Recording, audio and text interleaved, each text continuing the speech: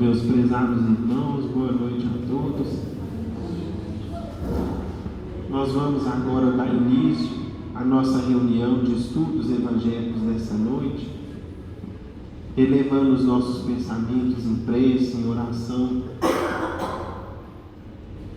pensando em nosso Pai Criador, com toda a sua bondade infinita, seu amor, sua justiça, e levando também nossos pensamentos a Jesus, nosso Mestre amado, inicialmente para agradecer ao alto as bênçãos recebidas e a alegria de estarmos reunidos nessa casa para estudarmos e aprendermos o Evangelho, que tem sido para todos nós um ponto de luz, de paz, de esclarecimento e consolo em nossas vidas.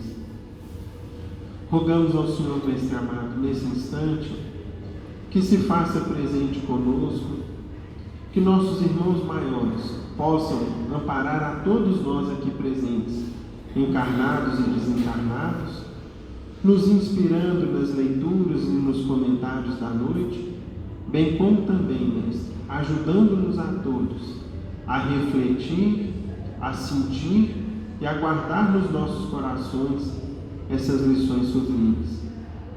Pedimos ainda ao alto que derrame sobre nós bênçãos de saúde, de paz, de muito bom ânimo, de muita fé e esperança, para que possamos, Mestre, sempre confiantes na bondade e na presença de Deus em nossas vidas, seguirmos na boa luta, no bom combate que nos é concedido, que nos é dado, de maneira a cumprirmos os nossos deveres, sempre agindo de maneira cristã ou nos esforçando nesse sentido.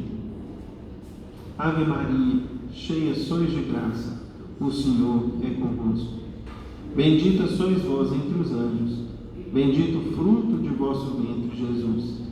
Mãe Santíssima, rogue a Deus por nós, pecadores, encarnados e desencarnados, hoje, agora e sempre, que assim seja. E com a nossa prece, em nome de Deus nosso Pai, Jesus nosso Mestre amado, e de Paulo de Tarso, patrono de nossa casa, damos por iniciada a reunião de estudos evangélicos da noite, na santa e bendita paz do Senhor, que assim seja. Meus irmãos, hoje nós vamos estudar, dentro do capítulo 10 do Evangelho segundo o Espiritismo, os itens de número 11 e 12. São duas citações evangélicas do Evangelho de Mateus e depois do Evangelho de João, que são as seguintes. No item 11: não julgueis, a fim de não serdes julgados, porquanto sereis julgados conforme houverdes julgado os outros. Empregar-se-á convosco a mesma medida de que vos tenhais servido para com os outros. Mateus 7, 1 e 2. E o segundo texto é do Evangelho de João. Então, os escribas e os fariseus lhe trouxeram uma mulher que fora surpreendida em adultério, e pondo-a de pé no meio do povo, disseram a Jesus: Mestre, essa mulher acaba de ser surpreendida em adultério. Ora, Moisés, pela lei, ordena que se lapidem as adúlteras. Qual sobre isso a tua opinião? Diziam isto para o tentarem e terem de que o acusar. Jesus, porém, abaixando-se, entrou a escrever na terra com o dedo. Como continuassem a interrogá-lo, ele levantou-se e disse: aquele dentre vós que estiver sem pecado, atire a primeira pedra. Em seguida, abaixando-se de novo, continuou a escrever no chão. Quanto aos que o interrogavam, esses, ouvindo falar daquele modo, se retiraram, um após outro, afastando-se primeiro os velhos.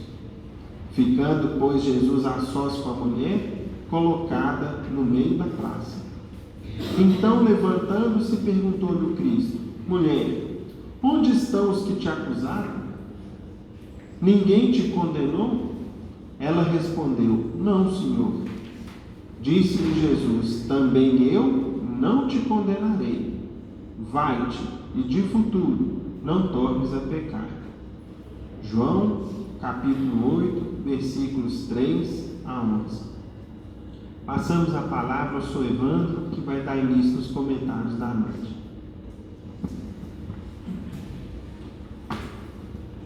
Que a paz de Jesus seja em nossos corações. Meus irmãos, conforme foi informado, nós estamos estudando essa noite capítulo 10 do Evangelho segundo o Espiritismo, que tem o título de Bem-aventurados que são misericordiosos.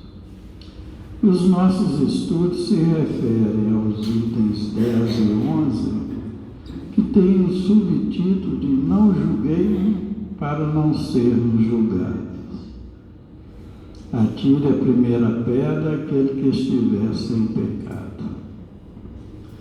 Conforme foi narrado nos registros de São João, os escribas e os fariseus levaram uma mulher que foi flagrada em adultério, onde se encontrava Jesus, e perguntaram a ele, diante do povo que ali se encontrava, qual era a sua opinião a este respeito, já que a lei de Moisés ordenava que fossem apedrejadas todas as mulheres que fossem pegas em adultério.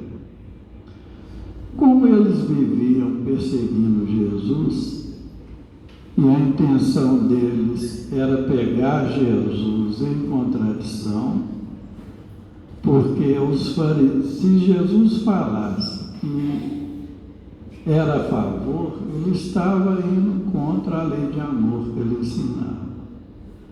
Se ele afirmasse que era contra, eles iam falar que ele estava infringindo a lei de Moisés. Mas Jesus, pela sua capacidade de analisar o íntimo e o coração das pessoas, sabedor das intenções dos fariseus e dos escribas, abaixou-se e começou a escrever na terra com o dedo. Como continuasse a interrogá-lo, Jesus levantou e lhes disse: aquele dentre vós que estivesse em pecado, atire a primeira pedra. Como entre eles não havia ninguém isento de pecado, na mesma hora eles abaixaram a cabeça e saíram de lá envergonhados, com uma das maiores lições de moral já ensinadas. Erguendo Jesus e não vendo ninguém além da mulher, perguntou: mulher, onde estão os que te acusavam? Alguém te condenou? E ela respondeu: ninguém, Senhor. Disse-lhe Jesus: então eu também não te condeno. Vá e não peques mais. Ou seja, Jesus foi indulgente para com aquela mulher e aproveitou a ocasião para nos deixar um ensinamento eterno, nos mostrando que devemos ser indulgentes para com o nosso próximo. Ser indulgente é saber tolerar as ofensas, as calúnias, as perseguições e a maledicência de todos aqueles que convivem conosco, reconhecendo que eles, como nós, são espíritos em evolução e buscam, como nós, a felicidade, a paz e a alegria. É por isso que Jesus nos aconselha e ensina: não julgueis a fim de não seres julgados, porquanto sereis julgados conforme houverdes julgado aos outros. Empregar-se-á convosco a mesma medida que vos tenha servido para com os outros. São Mateus capítulo 7, versos 1 a 2. É por isso que São Tiago nos adverte sobre a língua, no item 3 da sua epístola, nos falando: a língua, quando não é domada, ela é cheia de veneno mortal, pois da mesma maneira que com ela bendizemos o nosso Senhor e Pai, nós também amaldiçoamos os homens feitos à semelhança de Deus. Da mesma boca não deve proceder bênçãos e maldição. Devemos ser sábios, entendidos e mansos com o uso da língua. Ou seja, a língua precisa ser educada para que ela não se torne um veneno mortal, destruindo as outras pessoas. Muitas vezes uma palavra impensada altera o clima de paz, criando ódio, rancor e vingança. Daí então ser o nosso dever básico vigiar a nós mesmos na conversação. É o que sempre acontecia com Simão Pedro. Depois que ele negou Jesus por 3 vezes, e isso se estendeu por séculos, e os espíritos superiores nos orientam que criticar uma pessoa pelo simples prazer de expor a pessoa crítica é a mais pura crueldade, é maledicência. Foi por isso que foi perguntado a Emmanuel na pergunta 320 do livro Consolador: que ensinamentos nos oferece a negação de Deus? E Emmanuel respondeu: a negação de Pedro serve para significar a fragilidade das almas humanas, perdidas na invigilância e na despreocupação da realidade espiritual, deixando-se conduzir indiferentemente aos torvelinhos mais tenebrosos do instrumento do sofrimento descoberto, sem cogitarem de um esforço legítimo e sincero na definitiva edificação de si mesmos. Meus irmãos, foi por isso que Jesus nos alertou: orai e vigiai. Ele assim nos alertou porque os nossos valores espirituais devem erguer-se no nosso dia a dia através da atenção, da vigilância e na perseverança na busca constante da nossa transformação espiritual e moral. Os estudos da noite nos mostram de maneira clara o quanto somos invigilantes e desatentos com as advertências que recebemos de Jesus, pois além das boas intenções, precisamos ter um esforço disciplinado no combate às imperfeições de que somos portadores.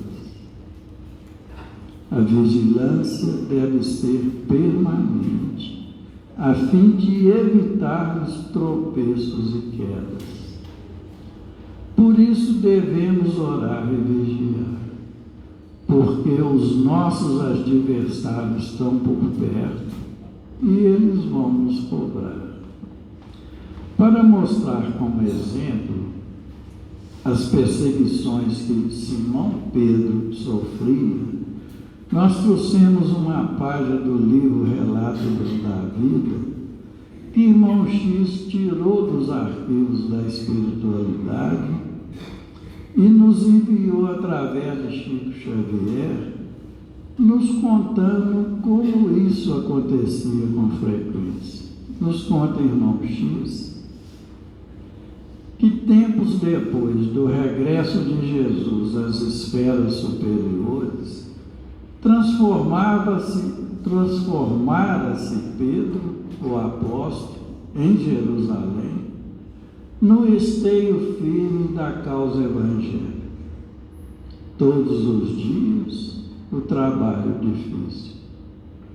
Os necessitados de todas as procedências, e com os necessitados, os perseguidores, os adversários, os donos do deboche, os campeões da ironia e quantos compunham a multidão de obesos e infelizes. Simão, ora brando, ora enérgico, servia sempre. A afeição humana do amigo de Jesus era, porém, examinada sem qualquer compaixão pelos críticos intolerantes e rigorosos. Era Pedro fraco ou forte, vaidoso ou humilde, compreensível ou intolerante.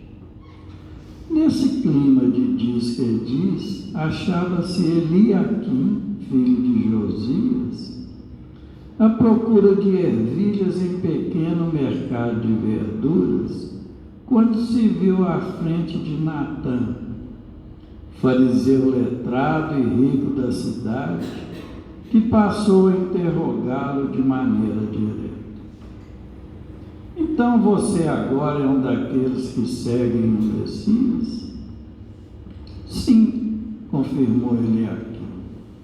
Achei-me doente de um dia para o outro, e além de tudo, roubado de todos os meus bens, pela ambição de parentes ingratos. Em terrível penúria recorri a Simão, que me acolheu. Simão Pedro? Ele mesmo, respondeu Eliaquim. E porventura, você se sente tranquilo? Como não? Tenho hoje com ele um novo lar. Natã pousou a mão no ombro do amigo e murmurou: Eliaquim, francamente não entendo a razão pela qual tantos compatriotas se deixam enganar pelas manhas do pescador que se faz de santo. Tenho lido e ouvido algo acerca do profeta Nazareno e lhe tenho admiração. Mas Pedro, um brutamontes mascarado de mestre,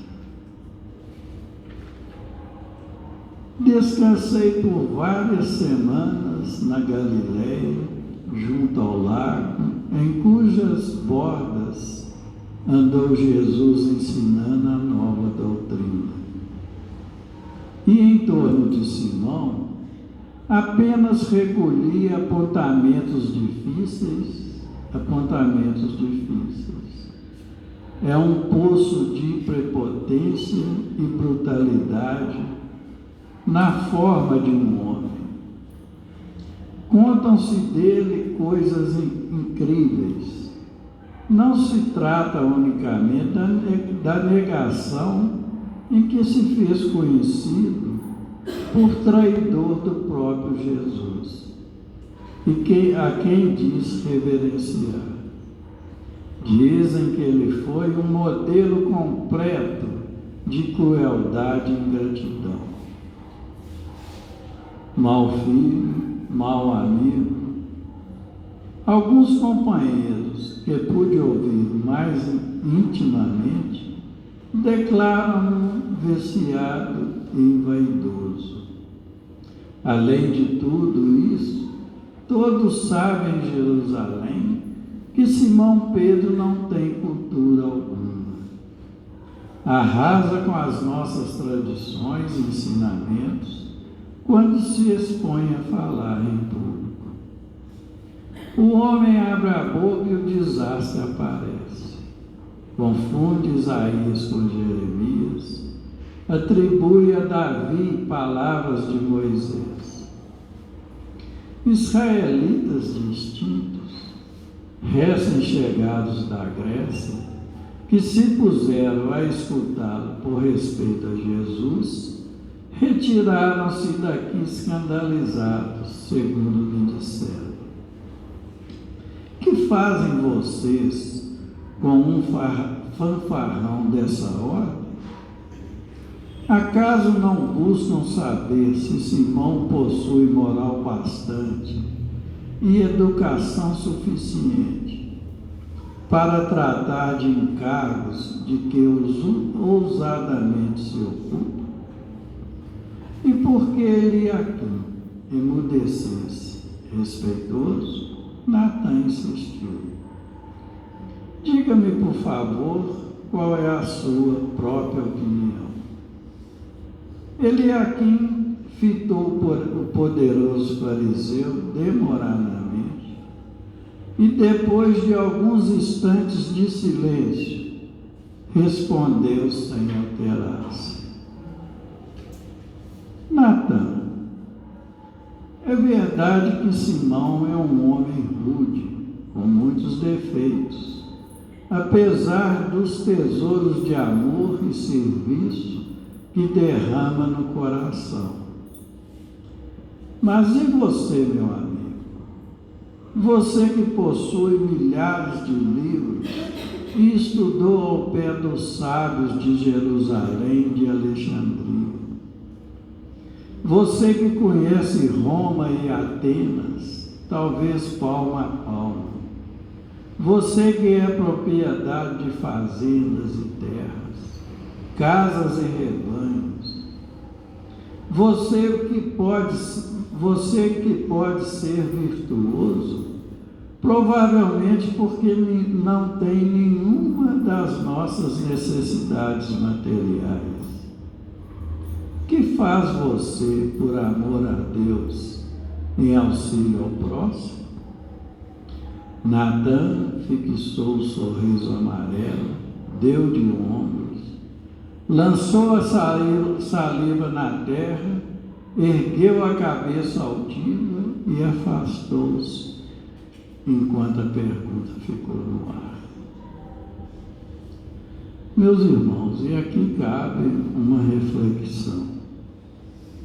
Se nos dias atuais nós observamos tanta ignorância no mundo, imaginem, meus irmãos, as criaturas no tempo de Jesus. Eram criaturas extremamente limitadas, criaturas que viviam só para se alimentarem e mal para vestir.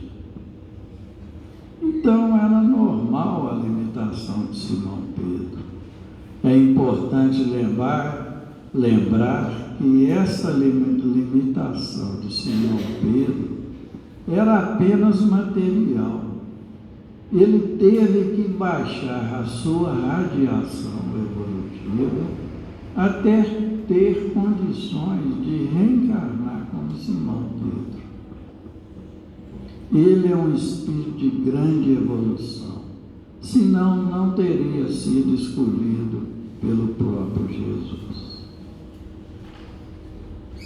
Então, até se encontrar com Jesus, em sua missão, a sua única preocupação era com a pesca para sobreviver. E nesse clima, meus irmãos, as criaturas que procuravam a casa do caminho, conforme nos conta irmão X, com os doentes vinham os perseguidores do Evangelho de Jesus, os donos da zombaria, os intolerantes e os que iam lá só para perturbar o ambiente. E Simão Pedro atendia a todos com carinho e amor, mas em certos momentos era necessário ter pulso de ferro, ser enérgico, para não virar bagunça. Enquanto Natan, que tinha estudado nas melhores escolas que se conheciam, que era rico, um importante doutor da lei, que tinha grande influência na sociedade e que tinha todas as condições de ajudar no trabalho de Simão Pedro, ao invés disso demonstrou ser uma pessoa maledicente e vivia criticando e prejudicando o trabalho realizado por Simão Pedro na casa do caminho. É por isso que Jesus nos adverte: seja qual for o rigor com que julgardes os outros, assim também sereis julgados.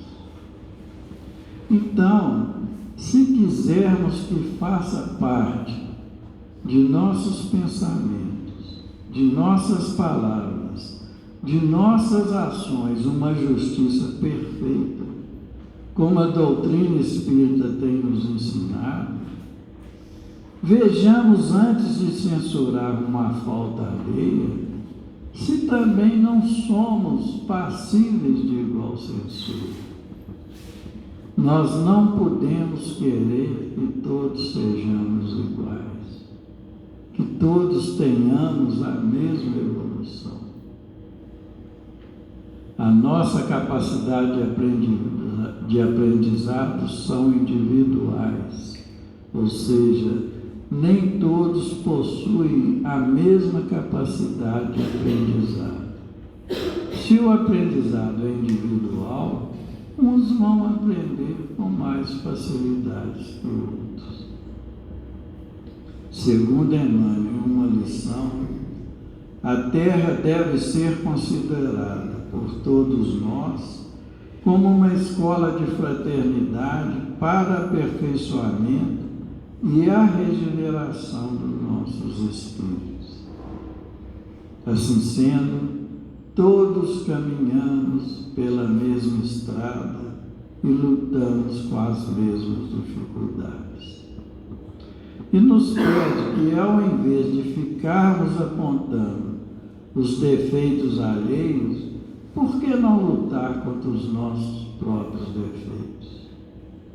Todos nós possuímos créditos e débitos na contabilidade divina, de acordo com as qualidades morais adquiridas ou as imperfeições de que somos portadores. Então é importante lembrar que podemos ver os atos e as ações do nosso semelhante. Mas será que podemos avaliar as causas que os levaram a cometer um ato ou uma ação impensada? Não podemos. Quem faz essa avaliação é a justiça divina, através dos espíritos superiores, autorizados por Deus, nosso Pai Criador, e Jesus, o governador espiritual do nosso planeta.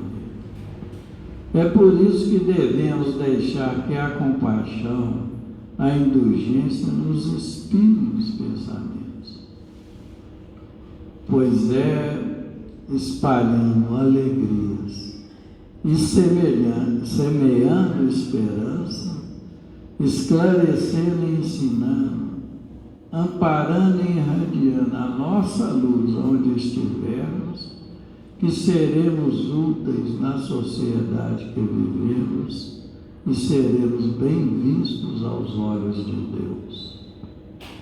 Aquele que é indulgente demonstra ser um espírito evoluído, porque o ódio e o rancor provém de almas sem elevação, sem grandeza.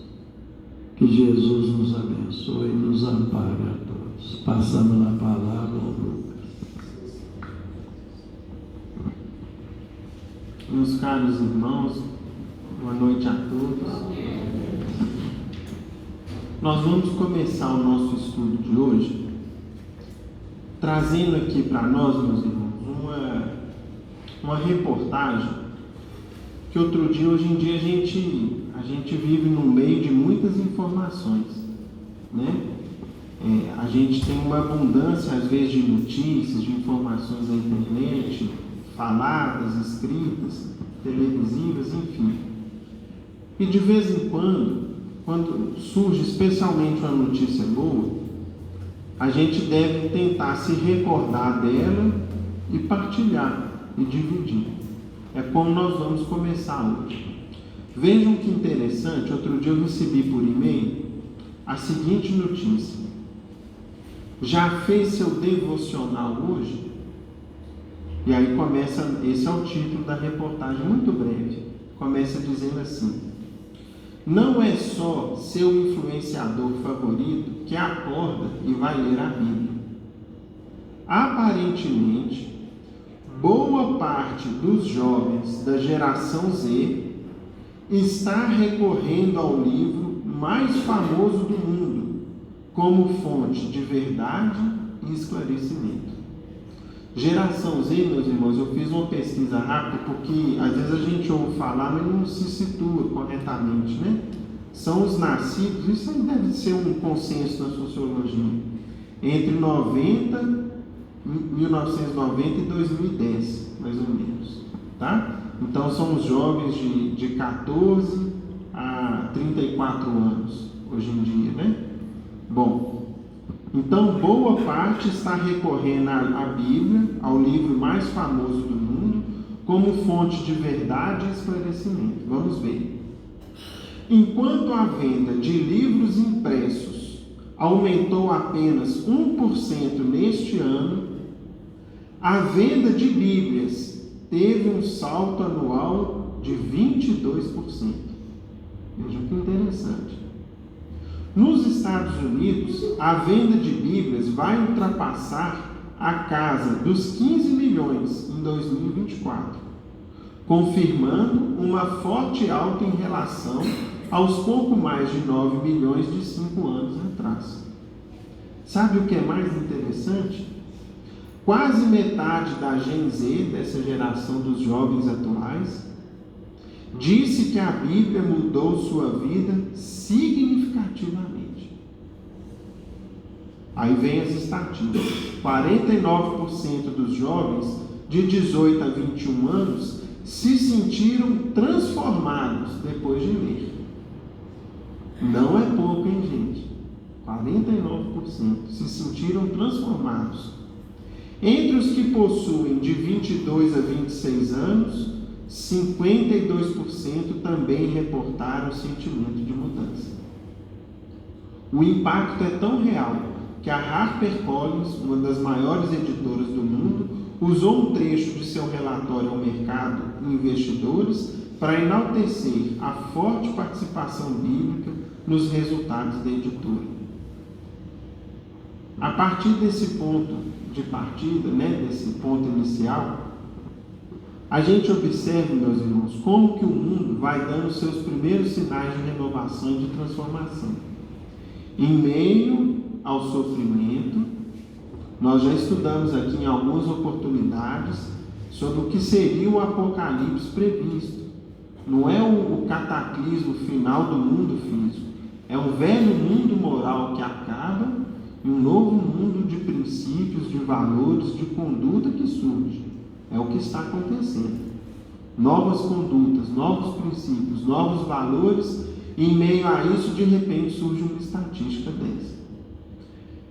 Pegando uma opinião de Emmanuel nessa linha, vejam que interessante, no livro Consolador que a gente está estudando hoje, ele comenta na pergunta 281 o seguinte: a leitura do Velho Testamento e do Evangelho nos círculos familiares, como é diário entre muitos povos europeus, favorece a renovação dos fluidos salutares de paz na intimidade do coração e do ambiente doméstico? Emmanuel responde: essa leitura é sempre útil, e quando não produz a paz imediata em vista da heterogeneidade de condições espirituais daqueles que a ouvem em conjunto, constitui sempre proveitosa sementeira evangélica, extensivas entidades do plano invisível, que a assistem, sendo lícito esperar mais tarde o seu florescimento e frutificação. E aí a gente para agora e pergunta o seguinte: nós estamos falando da leitura da Bíblia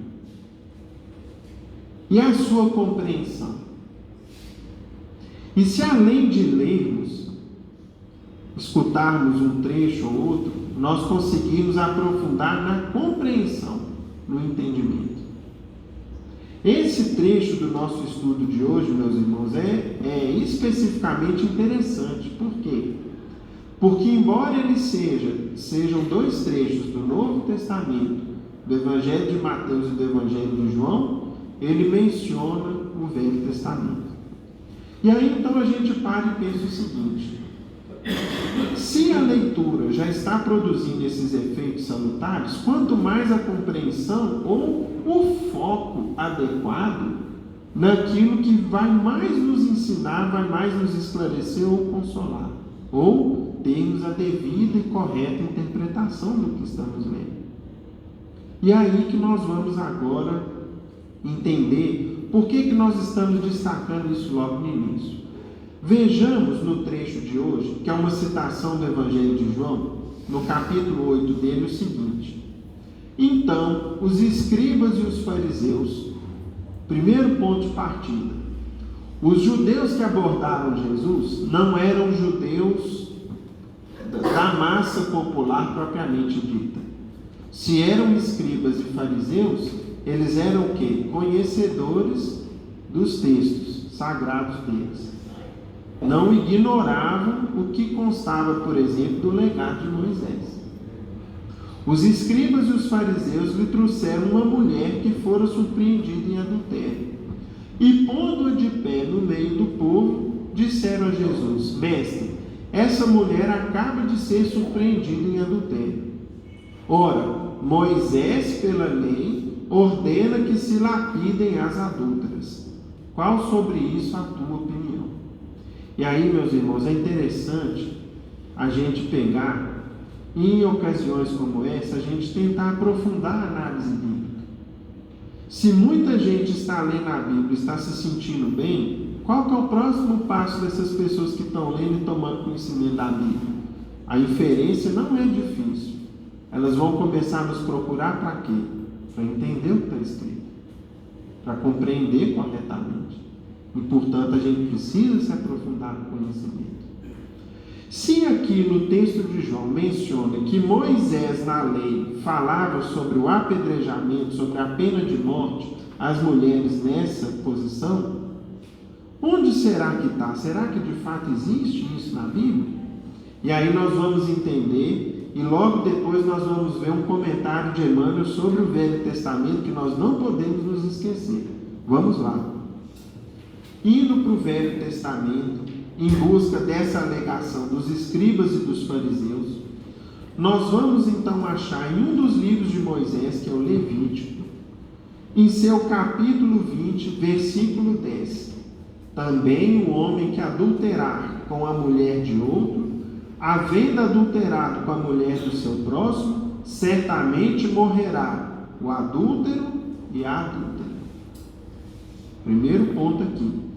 Pela simples análise do texto de Moisés, nós já percebemos aqui que os escribas e os fariseus cometiam um erro, que era qual? Eles limitavam a condenação à mulher.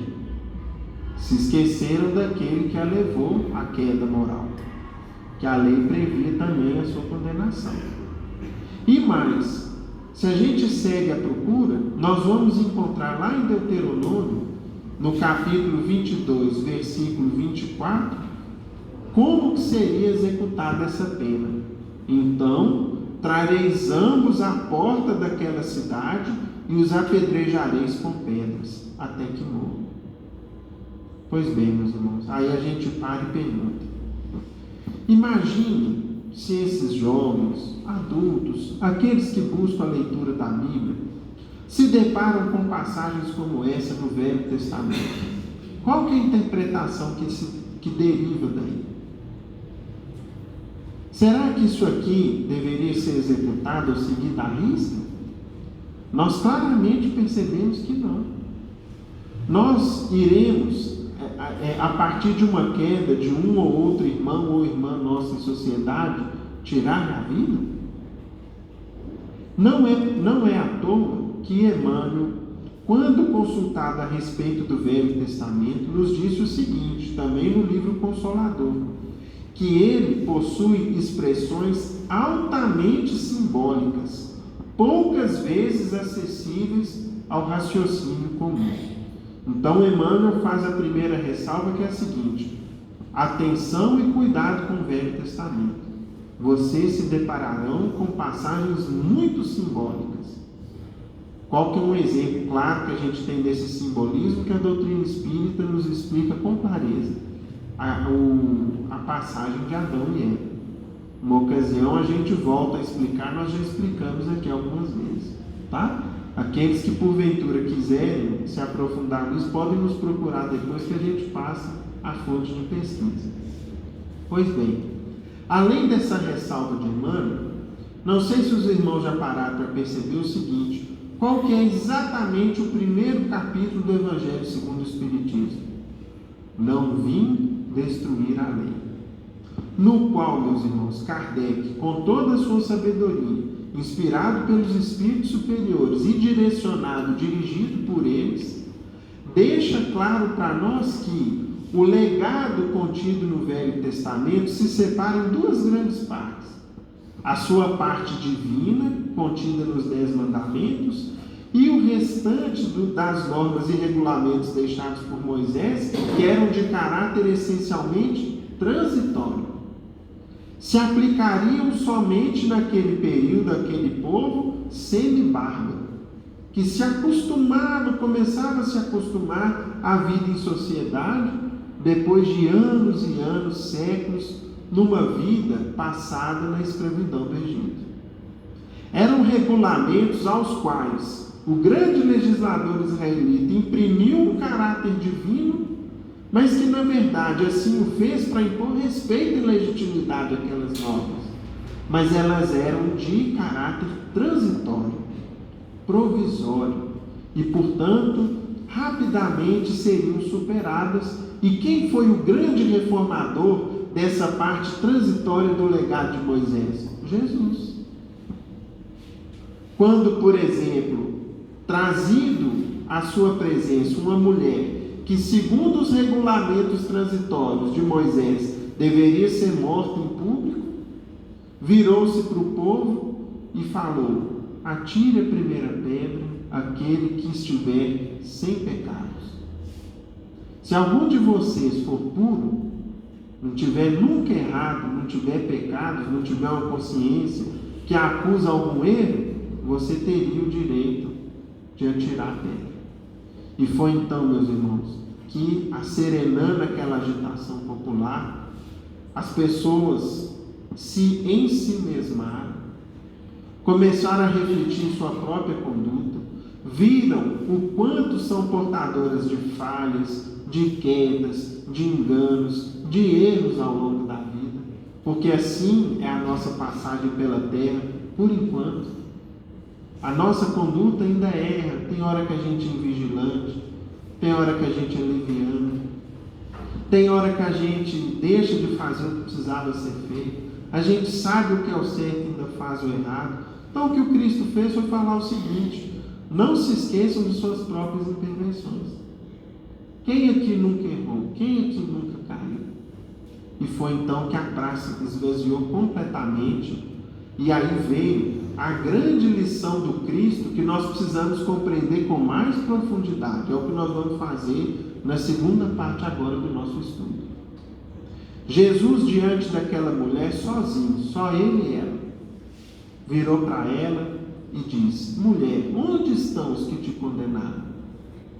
E ela então simplesmente respondeu: se foram, mestre, não estão mais aqui. E o Cristo então vira para ela e fala: eu também não te condeno. vá e não peques mais. Essa passagem, meus irmãos, nós precisamos compreender ela com toda a riqueza que ela possui, porque ela é repleta de significado e de orientações para nós, para que a gente entenda corretamente o que Jesus quis ensinar. Os discípulos na época não entenderam a atitude do Cristo. Nós vamos ver. Eles questionaram Jesus porque aparentemente, segundo o juízo imperfeito deles, a observação imperfeita deles, Jesus estaria o quê? Sendo conivente com o mal. Estaria sendo complacente, ou seja, estaria concordando com um erro, com uma queda moral. E nós vamos ver que o mestre ensinava algo muito maior, muito mais amplo. Para então nós compreendermos melhor e nos aprofundarmos nessa lição, nós vamos aqui recorrer ao auxílio de Irmão X no livro Boa Nova, que trouxe para a gente essa passagem e descreveu para a gente de maneira ainda mais ampla tanto o seu contexto como também o que veio após aquele episódio que João registrou no Evangelho. No capítulo de número 13, nós não temos como ler a página toda, porque ela é extensa, mas a primeira parte dela e a sua conclusão já vai nos ajudar bastante. Vamos lá. Capítulo 13, pecado e punição. Jesus havia terminado uma de suas pregações na praça pública, quando percebeu que a multidão se movimentava em alvoroço. Alguns populares mais exaltados prorrompiam em gritos, enquanto uma mulher ofegante, cabelos desalinhados e faces macilentas, se aproximava dele, com uma súplica de proteção a lhe sair dos olhos tristes. Então ela de repente se aproximou do Cristo, pedindo, pelo amor de Deus, que a protegesse, que a amparasse, sabedora ali de que ela estava na iminência de perder a própria vida. Os muitos judeus ali aglomerados excitavam o ânimo geral. Ou seja, os judeus, quando a gente... É interessante na literatura espírita, muitas vezes, nesses episódios assim, acontecia uma grande agitação popular. Começava uma gritaria, a gente percebe isso no livro Paulo Estevam. Quando, por exemplo, Gesiel, depois Estevão, estava dentro do sinédrio. Em outros episódios, às vezes, promovia-se a agitação, para no meio daquela agitação, às vezes acontecer o quê? Um julgamento ou uma execução de uma pena em caráter sumário, imediato ali. Os muitos judeus ali aglomerados excitavam o ânimo popular, reclamando o apedrejamento da pecadora, na conformidade das antigas tradições. Chamado então a se constituir juiz dos costumes do povo, o mestre exclamou com serenidade e desassombro, causando surpresa aos que o ouviram: aquele que estiver sem pecado, atire a primeira pedra. Por todos os presentes, por toda a assembleia, se fez sentir uma surpresa inquietante. As acusações morreram nos lábios mais exaltados. A multidão ensimesmou-se, ou seja, começou cada um a pensar em si mesmo, para compreender a sua própria situação. Enquanto isso, o mestre colocou-se a escrever no solo despreocupadamente. Jesus sentou no chão e ficou desenhando na areia, escrevendo qualquer coisa. Aos poucos, o local ficou quase deserto. Apenas Jesus e alguns discípulos lá se conservaram, tendo ao lado a mulher a esconder o rosto com as mãos. Em dado instante, o mestre divino ergueu a fronte e perguntou à infeliz: Mulher, onde estão os teus juízes? Observando que a pecadora lhe respondia apenas com um olhar reconhecido, onde as lágrimas brotavam num misto de agradecimento e alegria, Jesus continuou: ninguém te condenou? Também eu não te condeno. Vá e não peques mais. A infeliz criatura retirou-se, experimentando uma sensação nova no espírito. A generosidade de Jesus lhe iluminou o coração, em claridades vivas que lhe banhavam a alma toda. Mas, enquanto a pecadora se retirava, presa de intensa alegria, e aqui, meus irmãos, vamos fazer um parênteses. Quem era essa mulher? Nós não sabemos. Existem algumas figuras-chave no Evangelho que não estão identificadas. A mulher pecadora, nós não sabemos quem é. Eu me lembro, há muitos anos atrás, eu fiz uma inferência errada que era Madalena. E o tio Ney falou comigo assim: quem te disse que é ela? E de fato, é uma inferência errada. Nada indica que era Maria Madalena. Né? Não é à toa que ela... Totalmente diferente. Exatamente. Então vejam que interessante. Ela não está identificada seguramente com um propósito. Tem um outro personagem chave nas parábolas de Jesus, esse já é numa parábola, que também nós não temos a menor pista quanto à identificação dele. Vocês se lembram em qual parábola e quem que é o personagem? Na parábola do bom samaritano, a vítima. Não sabemos nada dele. Se era rico, se era pobre, de onde vinha, enfim, nada. A gente não sabe nada sobre a vítima. Por quê, meus irmãos? Talvez porque no local da mulher pecadora, na posição dela, ou da vítima da parábola do bom samaritano, todos nós podemos em alguma medida nos encaixar. Esse é o grande ponto. Porque da mesma forma que a mulher pecou e errou, quem de nós não é? E não gostaria de receber diante de um erro claro, porque o erro dela ali não foi questionado. Tanto é que Jesus vira para ela e fala: vai, não peques mais. Não se tinha dúvida quanto ao seu erro, a sua queda. E quem de nós, que diante de um erro, de uma falha, não gostaria de receber a chance e a bênção da indulgência, da compreensão, da oportunidade de até mesmo reparar o erro que eventualmente a gente cometeu? Pois bem, voltando para a leitura do Boa Nova. Enquanto a pecadora se retirava, presa de intensa alegria, os poucos discípulos que se encontravam junto do Senhor não conseguiam ocultar a estranheza que lhes causara o seu gesto. Os discípulos, meus irmãos, estavam estranhando aquela atitude de Jesus. Vejam que interessante. Por que não condenou ele aquela mulher de vida censurável aos olhos de todos? Não se tratava de uma adúltera? Nesse ponto, João se aproximou e interrogou. Vejam que interessante. Quem que se aproxima e aborda o Cristo para perguntar? João. Quem que foi o discípulo que registrou a passagem? João. Está no Evangelho dele. Então João questionou Jesus o seguinte: Mestre, por que não condenaste a meretriz de vida infame? Jesus fixou no discípulo um olhar calmo e bondoso e respondeu. Agora nós vamos começar a compreender, meus irmãos. É muito rico o significado da atitude do Cristo. Vamos lá.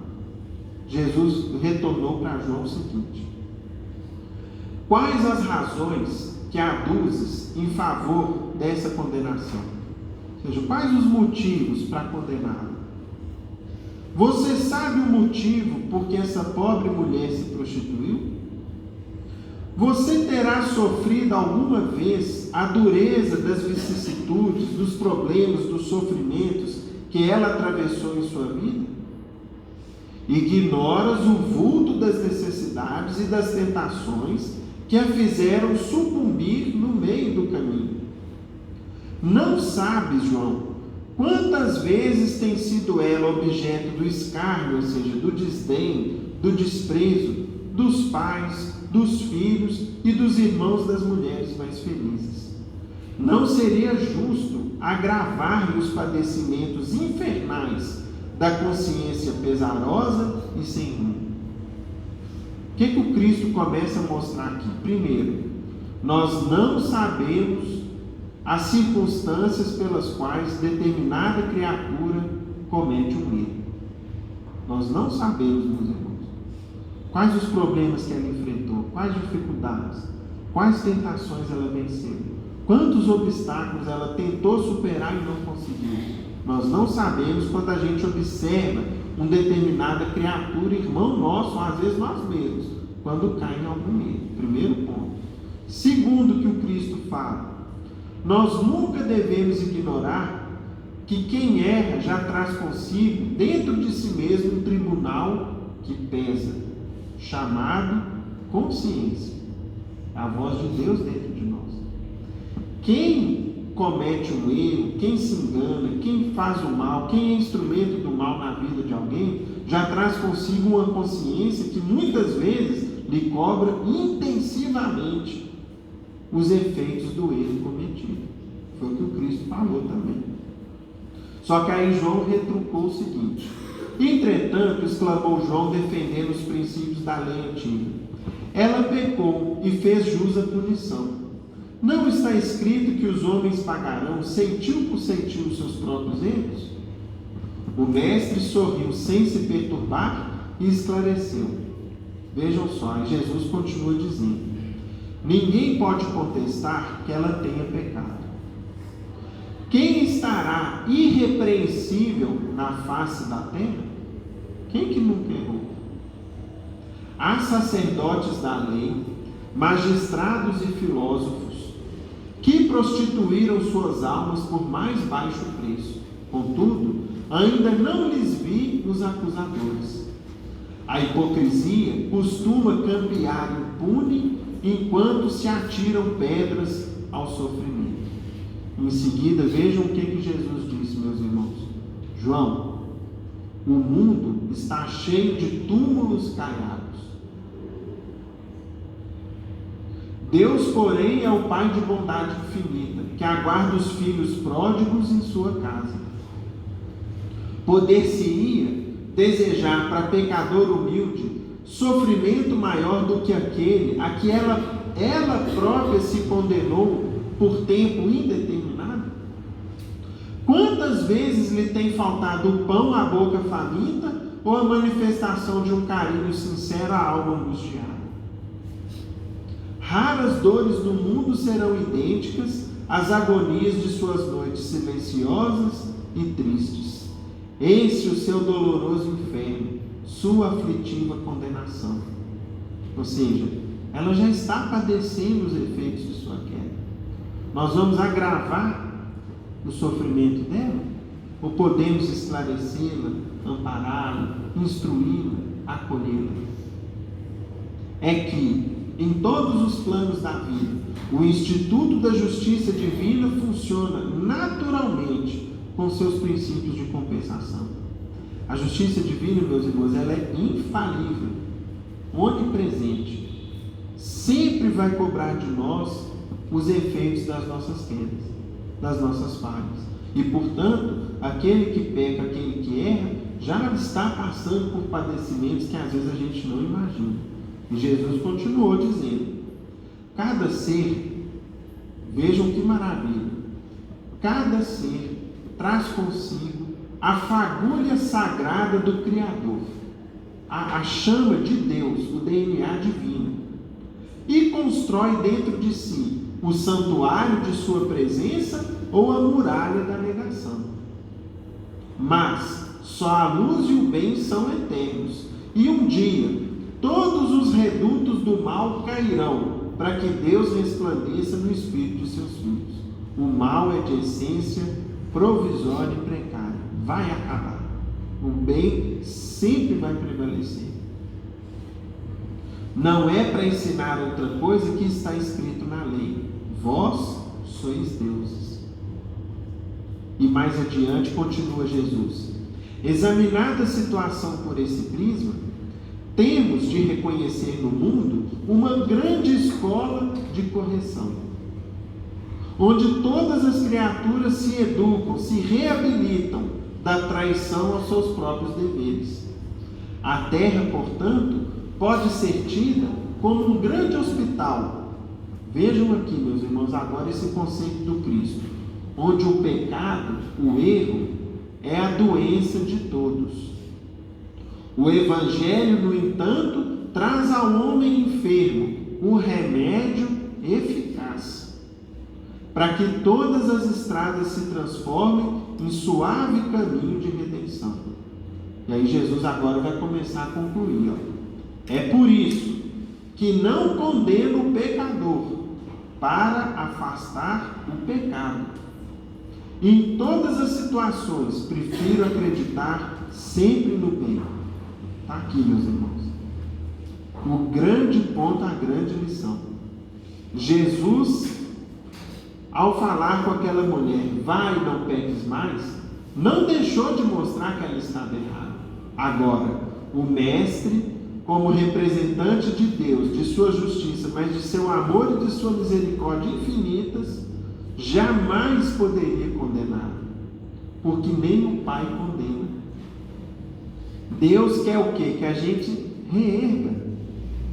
Deus espera de nós uma nova conduta, uma nova postura, que a gente repare os males cometidos, corrija a nossa conduta e sejamos uma nova criatura que cada vez mais vai refletir o quê? A grandeza do Criador. É isso que o Pai espera de nós. Por isso que Deus não nos condena em definitivo, como se nós estivéssemos fadados ao pecado eterno. Não é isso. Deus espera de nós o reerguimento, a correção, o conserto daquilo que não está correto dentro de cada um de nós.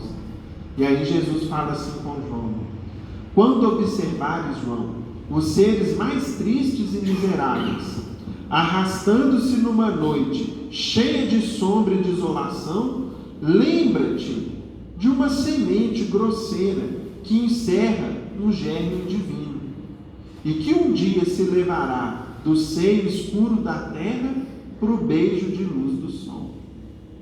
A semente, quando a gente vê uma árvore majestosa, qual foi o princípio dela?